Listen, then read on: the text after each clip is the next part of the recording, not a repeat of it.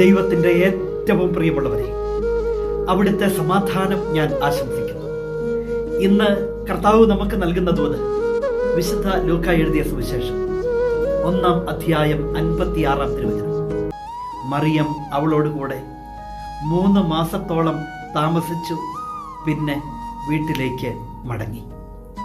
സ്നാപക യോഹന്നാന്റെ അമ്മയാകാൻ പോകുന്ന വൃദ്ധയായ എലീശ പുണ്യവതിയെ ശുശ്രൂഷിക്കാൻ 1 ദിവസമല്ല, 2 ദിവസമല്ല, ഒരാഴ്ചയല്ല, 2 ആഴ്ചയല്ല, 3 മാസക്കാലത്തോളം പരിശുദ്ധ അമ്മ അവിടെ എത്തി ശുശ്രൂഷിച്ചു. ആ കൂടെ ഉണ്ടായിരുന്നു. അതാണ് അമ്മ. അതാണ് അമ്മയുടെ സ്നേഹവും വാത്സല്യവും. ഇന്ന് പരിശുദ്ധ മാതാവിൻ്റെ വണക്കമാസം അവസാനിക്കുമ്പോൾ ആ അമ്മയുടെ വാത്സല്യത്തിൽ ജീവിക്കാൻ നമുക്കും സാധിക്കട്ടെ എന്ന് പ്രാർത്ഥിക്കാം.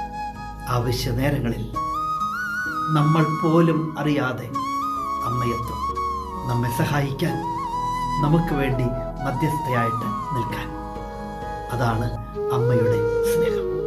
ഈ 1 മാസക്കാലം പരിശുദ്ധ മാതാവിൻ്റെ വണക്കമാസവുമായി നമ്മൾ കടന്നു പോയപ്പോൾ ആ സ്നേഹം നമ്മൾ അറിഞ്ഞിട്ടുണ്ട്, അനുഭവിച്ചിട്ടുണ്ട്. ഇനിയും ആ സ്നേഹത്തിൻ്റെ നിറവിലും തികവിലും ജീവിക്കാൻ നമുക്ക് സാധിക്കട്ടെ.